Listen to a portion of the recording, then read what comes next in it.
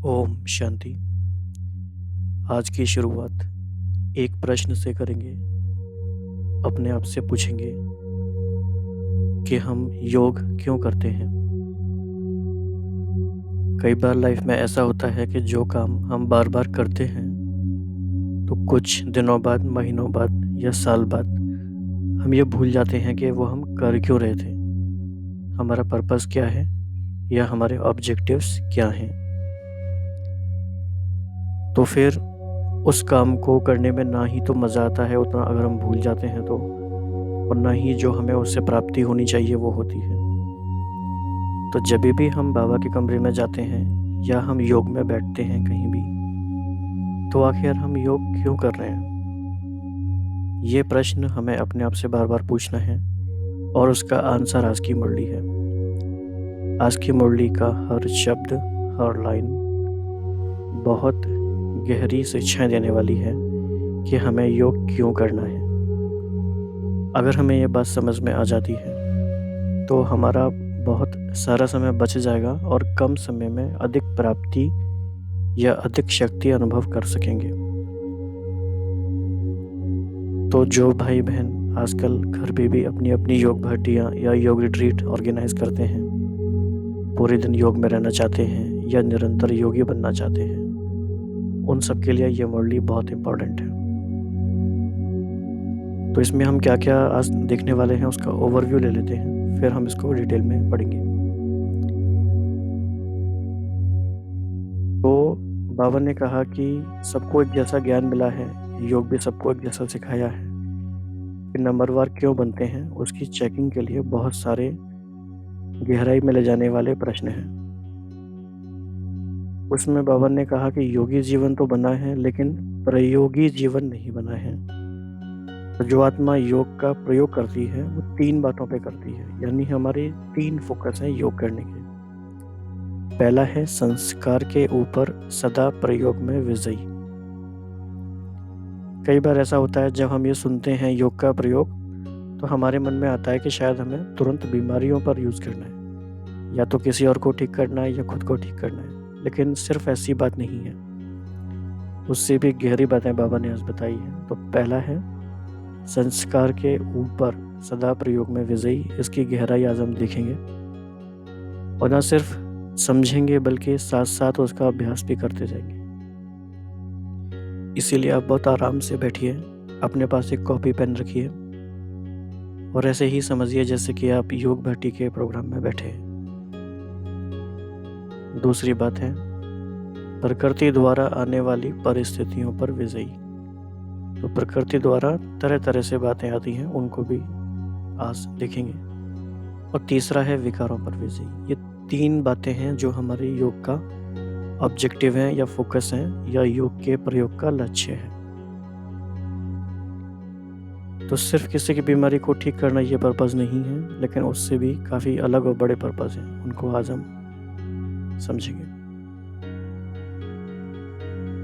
और जो तीसरी बात है विकारों पर विजयी, बाबा ने इसको डिटेल में बहुत अच्छे से बताया है और इसको समझाने के लिए बाबा ने शंकर का एग्जाम्पल दिया है। तो इस एग्जाम्पल की क्या विशेषता है इसको भी न सिर्फ देखेंगे बल्कि उस स्वरूप में टिकने का अनुभव करेंगे। तपस्वी स्वरूप का अनुभव क्या है। तो आप सब बिल्कुल एकाग्र होकर एकदम शांत मन से, जैसे कि इस मुरली के हर एक बात को हमें अनुभव करना है, इस लक्ष्य से बैठ जाते हैं। इसकी डेट है 25 नवंबर 1993। ये अव्यक्त वर्ष भी है, 1993 का वर्ष अव्यक्त वर्ष भी है। तो बाबा ने कहा कि सहज सिद्धि प्राप्त करने के लिए ज्ञान स्वरूप प्रयोगी आत्मा बनो। तो पहली चेकिंग की बात है, बाबा ने आते जो सबसे पहला प्रश्न पूछा है वो है ज्ञान स्वरूप और योग युक्त कहाँ तक बने हो।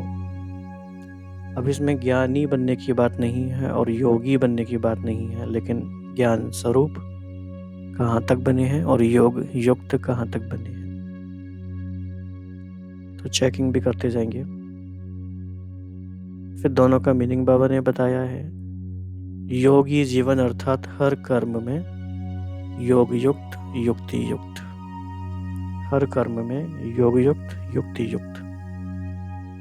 सिर्फ 2 घंटे योग के समय नहीं, लेकिन हर कर्म में टोटल। और ज्ञान स्वरूप मीन्स बहुत ही अच्छी डेफिनेशन है ज्ञान स्वरूप की है,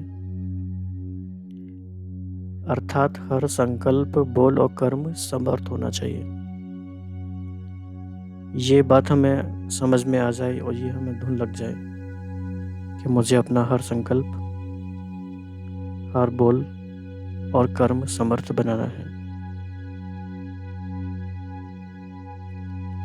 या फिर इसको हम सेल्फ अफर्मेशन की तरह कहें कि मेरा हर संकल्प, मेरा हर बोल और मेरा हर कर्म समर्थ है।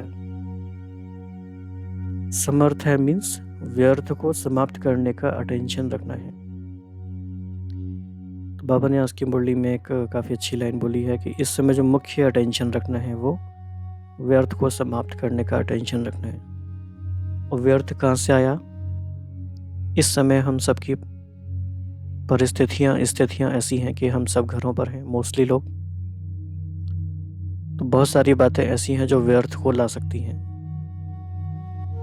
अलग अलग सोर्सेस से व्यर्थ आ सकता है। तो उसकी हमें प्रॉपर प्लानिंग करनी पड़ेगी, हमें लिखना पड़ेगा। कम से कम हम 10 बातें ऐसी लिखें, ज़रूर लिखें अपनी कॉपी में कि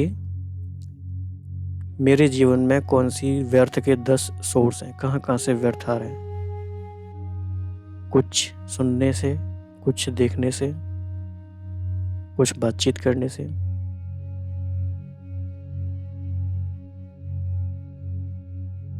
तो इन सब पे फोकस करेंगे। फिर बाबा ने कहा कि योगी तो बने हैं लेकिन प्रयोगी कम बनते हैं।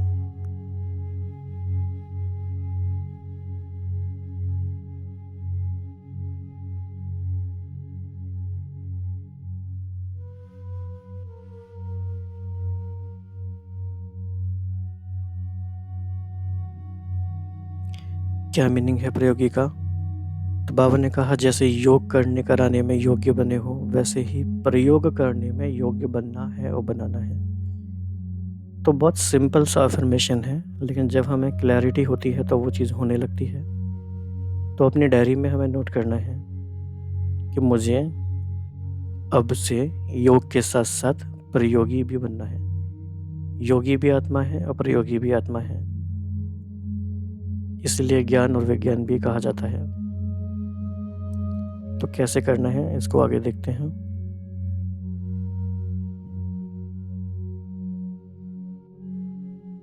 बिल्कुल अपने आप को हम बाबा के सामने समझें। 1993 में ओम शांति भवन में अपने आप को हम ले चलते हैं।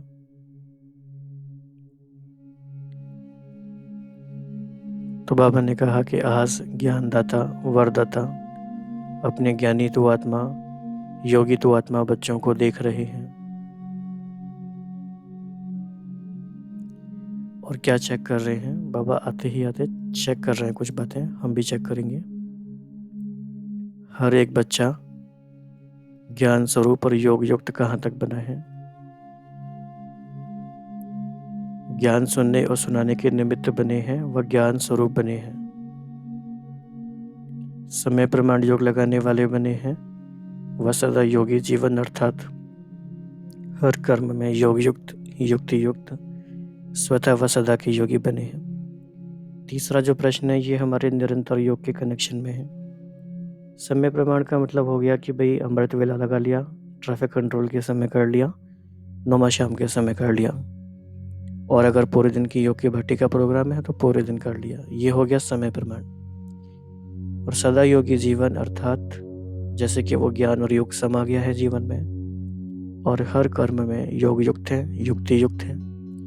योग युक्त है माना बाबा से कनेक्टेड है, उनकी श्रीमत के अकॉर्डिंग सब काम कर रहे हैं, तो फिर वो युक्ति युक्त होंगे ही।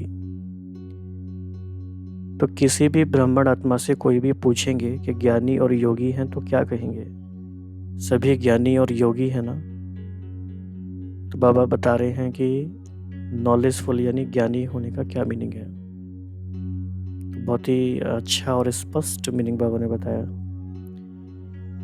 ज्ञान स्वरूप बनना अर्थात हर संकल्प, बोल और कर्म समर्थ होगा, व्यर्थ समाप्त होगा, क्योंकि जहाँ समर्थ है वहाँ व्यर्थ हो नहीं सकता। जैसे प्रकाश और अंधेरा साथ साथ नहीं होता, तो ज्ञान प्रकाश है, व्यर्थ अंधकार है। तो जितनी जितनी जीवन में ज्ञान की लाइट आई है, अगर आई है, तो व्यर्थ का जो अंधकार है वो समाप्त हो गया होगा या हो जाना चाहिए। तो क्या करना है हमें? What we are suppose to do.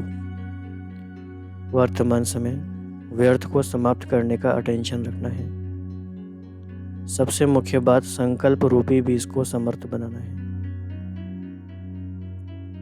कितनी पावरफुल लाइन है ये, आप इसको जरूर नोट कर लीजिए डायरी में कि मुझे अपने संकल्प रूपी बीज को समर्थ बनाना है। एक बार दादी जानकी जी से किसी ने पूछा कि दादी आप योग में क्या करते हैं? तो बहुत सारे आंसर इसके हो सकते हैं। दादी ने अलग अलग समय पे अलग अलग आंसर दिए होंगे, लेकिन दादी ने बोला कि मैंने बैठ के एक एक संकल्प को शुद्ध बनाया है, पावरफुल बनाया है, समर्थ बनाया है। इसे कहते हैं साधना। ये है हमारा पुरुषार्थ।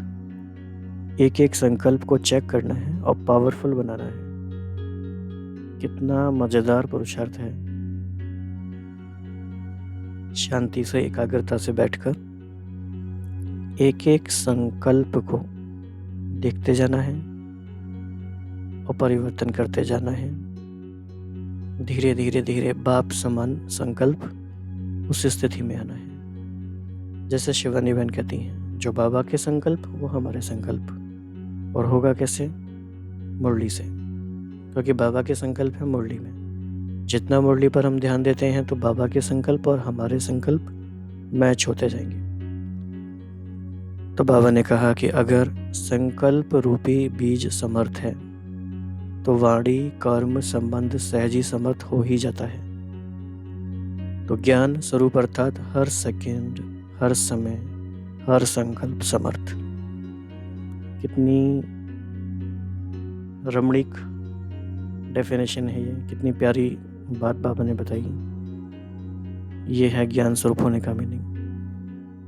फिर बाबा ने कहा कि योगी तो आत्मा सभी बने हो, लेकिन हर संकल्प स्वतः योग युक्त युक्ति युक्त हो। इसमें नंबरवार है। क्यों नंबर बने? जब विधाता भी एक है, विधि भी एक है, फिर नंबर क्यों? तो बाप दादा ने देखा कि योगी तो बने हैं लेकिन प्रयोगी कम बनते हैं।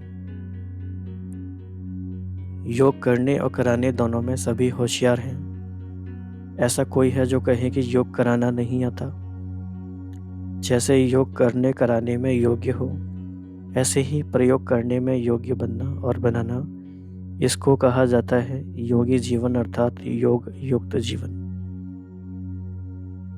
तो अभी प्रयोगी जीवन की आवश्यकता है। इसको भी आप डायरी में नोट कर लीजिए। मैं योगी के साथ साथ प्रयोगी आत्मा हूँ।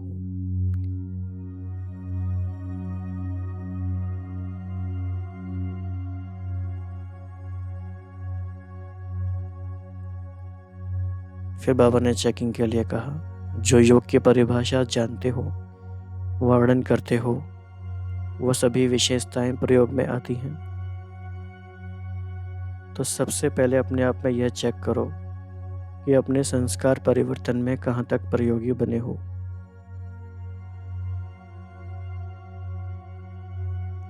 तो जैसे ही हम प्रयोग की बात कहते हैं तो दिमाग, बुद्धि बाहर नहीं जानी चाहिए, पहले आनी चाहिए संस्कार परिवर्तन पर। क्योंकि आप सबके श्रेष्ठ संस्कार ही श्रेष्ठ संसार के रचना की नींव है। अगर नींव मजबूत है तो अन्य सभी बातें स्वतः मजबूत हुई ही पड़ी हैं। कितनी बेसिक बात है। संस्कार परिवर्तन हो गए तो सब कुछ चेंज हो जाएगा। तो यह देखो कि संस्कार समय पर कहीं धोखा तो नहीं देते हैं। श्रेष्ठ संस्कार को परिवर्तन करने वाले कैसे भी व्यक्ति हो, वस्तु हो, परिस्थिति हो, योग के प्रयोग करने वाली आत्मा को श्रेष्ठ से साधारणता में हिला नहीं सकते। तो 3 बातें आ सकती हैं: व्यक्ति, वस्तु और परिस्थिति। इनका इन्फ्लुएंस हमारे ऊपर ना हो, हमारी स्थिति पर ना हो। ऐसे नहीं कि बात ही ऐसी थी, व्यक्ति ही ऐसा था, वह वायुमंडल ऐसा था। इसीलिए श्रेष्ठ संस्कार को परिवर्तन कर साधारण व व्यर्थ बना दिया। तो कोई व्यक्ति हमें इन्फ्लुएंस ना करे, कोई वस्तु इन्फ्लुएंस ना करे और कोई परिस्थिति ना करे। अगर ये हमें साधारणता में ले आते हैं तो क्या इसको प्रयोगी आत्मा कहेंगे? अगर समय पर योग की शक्तियों का प्रयोग नहीं हुआ तो इसको क्या कहा जाएगा? तो पहले इस फाउंडेशन को देखो कि कहाँ तक समय पर प्रयोगी बने हैं। अगर स्व के संस्कार परिवर्तक नहीं बने हैं तो नए संसार परिवर्तक कैसे बनेंगे? तो कितना फंडामेंटल बात है ये। संस्कार परिवर्तक हैं तो संसार परिवर्तक बनेंगे, राइट? तो हम प्रयोगी आत्मा हैं कि नहीं, इसकी चेकिंग के लिए 3 बातें हैं। आप जरूर स्क्रीनशॉट भी ले सकते हैं मोबाइल में और आप इन्हें नोट भी कर सकते हैं।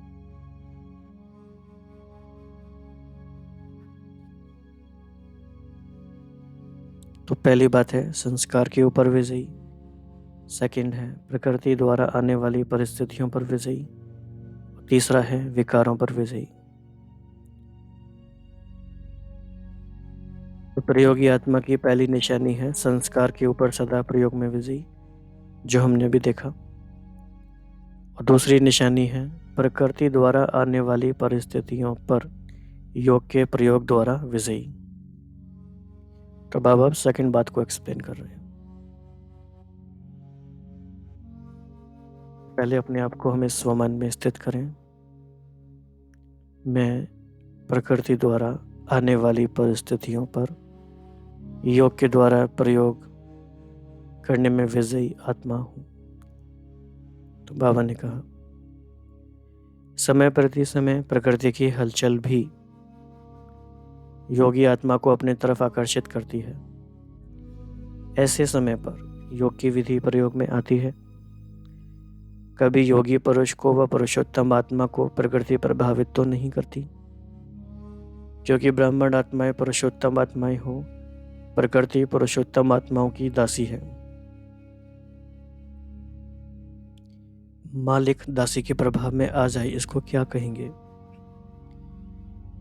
तो आजकल पुरुषोत्तम आत्माओं को प्रकृति साधनों और सल्वेशन के रूप में प्रभावित करती है। बाबा बता रहे हैं प्रकृति का मतलब क्या है। यहाँ पे प्रकृति के लोग बहुत मतलब निकालते हैं अलग अलग। यहाँ पे बाबा ने कहा इस मुरली के कॉन्टेक्स्ट में कि साधनों और सल्वेशन के रूप में प्रभावित करती है। इट मीन्स कि साधन और सल्वेशन के आधार पर योगी जीवन है। साधन व सल्वेशन कम तो योग युक्त भी कम, इसको कहा जाता है प्रभावित होना। तो धीरे धीरे आप देखो कि साधन तो कम ही होते जाएंगे या उन तक हमारी एक्सेस नहीं हो पाएगी। तो योगी व प्रयोगी आत्मा की साधना के आगे साधन स्वयं ही स्वतः ही स्वयं आते हैं। तो साधन साधना का आधार नहीं हो, लेकिन साधना साधनों को स्वतः आधार बनाएगी। इसको कहा जाता है प्रयोगी आत्मा। तो चेक करो, अब बाबा दोनों बातों को मिला के पूछ रहे हैं कि संस्कार परिवर्तन विजयी और प्रकृति के प्रभाव के विजयी कहाँ तक बने हैं। तो इस पे 2 मिनट्स साइलेंस में रिफ्लेक्शन करते हैं और इस पॉइंट को नोट भी कर लीजिए। संस्कार परिवर्तन में और प्रकृति के प्रभाव कहाँ तक विजयी बने हैं।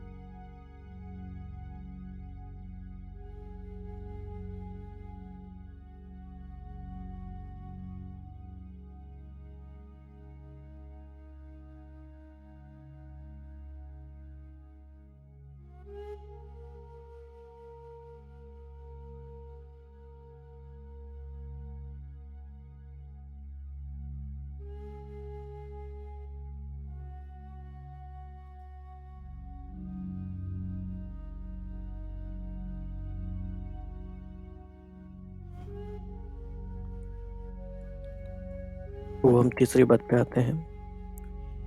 तीसरी निशानी है विकारों पर विजयी। तो इसका यादगार क्या दिखाया है, पहले इसका चित्र देख लेते हैं। चित्र को ध्यान में रखते हुए इस पैराग्राफ को पढ़ेंगे। बाबा ने कहा कि योगी व प्रयोगी आत्मा के आगे ये 5 विकार जो दूसरों के लिए जहरीले सांप हैं, लेकिन आप योगी प्रयोगी आत्माओं के लिए ये सांप गले की माला बन जाते हैं। आप ब्राह्मणों के और ब्रह्मा बाप के अशरीरी तपस्वी शंकर स्वरूप का यादगार अभी भी भक्त लोग पूजते और गाते रहते हैं। दूसरा यादगार, ये सांप आपके अधीन ऐसे बन जाते जो आपके खुशी में नाचने की स्टेज बन जाते हैं।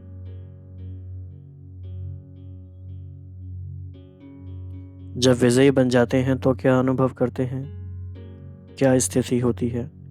खुशी में नाचते रहते हैं ना, तो यह स्थिति स्टेज के रूप में दिखाई है। स्थिति को भी स्टेज कहा जाता है। ऐसे विकारों पर विजय हो, इसको कहा जाता है प्रयोगी। तो बहुत ही अच्छा एग्जाम्पल है, काफ़ी गहरा एग्जाम्पल है। अगर हम तपस्वी हैं तो विकारों को हमने वश में किया हुआ है, हम उन पर विजयी हैं। और जैसा कि कृष्ण को भी दिखाते हैं शेषनाग के ऊपर नाचता हुआ, तो वो नाचने की स्टेज बन जाते हैं। तो ओवरऑल असेसमेंट क्या है आज की मुरली का, तो यह चेक करो कहाँ तक प्रयोगी बने हैं। अगर योग का समय पर प्रयोग नहीं, योग की विधि से समय पर सिद्धि नहीं, तो यथार्थ विधि कहेंगे। समय आने पर अगर सफलता ही नहीं मिली तो कैसे यथार्थ विधि कहेंगे। तो समय अपनी तीव्र गति समय प्रति समय दिखा रहा है। अनेकता, अधर्म, तमोप्रधानता हर क्षेत्र में तीव्र गति से बढ़ती जा रही है। ऐसे समय पर आपके योग की विधि की वृद्धि व विधि के सिद्धि में वृद्धि तीव्र गति से होना आवश्यक है। तो नंबर आगे बढ़ने का आधार है प्रयोग करने की सहज विधि। तो बाप दादा ने क्या देखा, समय पर प्रयोग करने में तीव्र गति के बजाय साधारण गति है। अभी इसको बढ़ाओ तो क्या होगा, सिद्धि स्वरूप अनुभव करते जाएंगे। आपके जड़ चित्रों द्वारा सिद्धि प्राप्त करने का अनुभव करते रहते हैं। चैतन्य में सिद्धि स्वरूप बने हो तब तो ये यादगार चला आ रहा है। तो रिद्धि सिद्धि वाले नहीं, विधि से सिद्धि। तो समझा क्या करना है, तो है सब कुछ, लेकिन समय पर प्रयोग करना और प्रयोग सफल होना, इसको कहा जाता है ज्ञान स्वरूप आत्मा। ऐसे ज्ञान स्वरूप आत्माएं अति समीप और अति प्रिय हैं,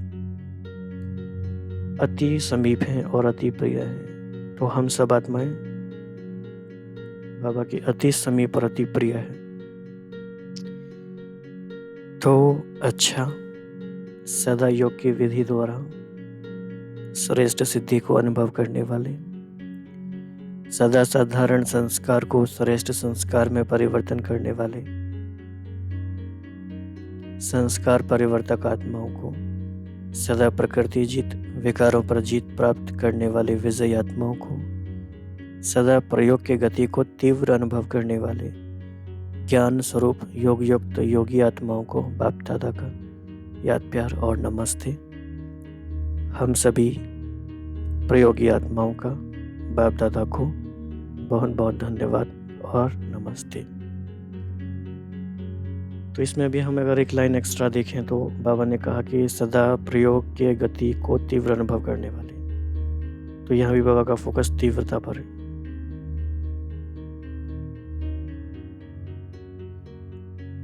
तो बहुत ही पावरफुल मुरली हमने सुनी,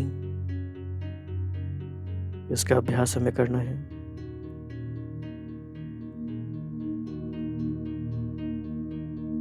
तो तीनों बातों को बार बार अपने हम अफर्मेशन में लेकर आते हैं।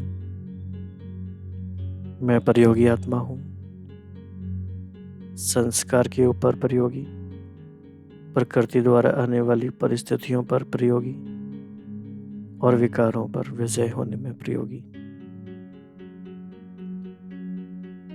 तो अपने पूरे दिन का प्लान बनाएं कि कैसे हमें इस बात में गहराई में अनुभव में जाना है।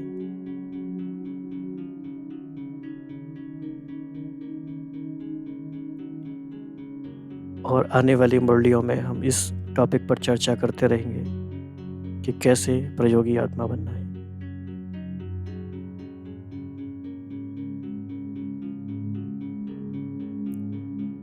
जब भी हम योग करने बैठेंगे, जब भी हम बाबा के कमरे में जाते हैं, हमें क्लैरिटी होनी चाहिए कि हम क्यों जा रहे हैं। कोई संस्कार परिवर्तन के लिए जा रहे हैं, हम क्या अनुभव करने के लिए जा रहे हैं, प्रकृति की कौन सी बात पर विजयी बनना है, कौन सी शक्ति का अनुभव करना है, कौन से गुण का अनुभव करना है ताकि व्यर्थ समाप्त हो, या कौन से संकल्प रूपी बीज को समर्थ बनाना है। जितनी जितनी हमें क्लैरिटी आती जाएगी, उतने हम ज्ञान स्वरूप योग युक्त युक्ति युक्त आत्मा बनते जाएंगे। आज की मुरली से आपको कौन से अच्छा पॉइंट लगा, आप किस बात पे प्रयोग करते हैं, वो आप शेयर कर सकते हैं। तो भी बाबा के सामने 2 मिनट अपने प्लान को बाबा के साथ शेयर करके इसे कंप्लीट करेंगे। ओम शांति।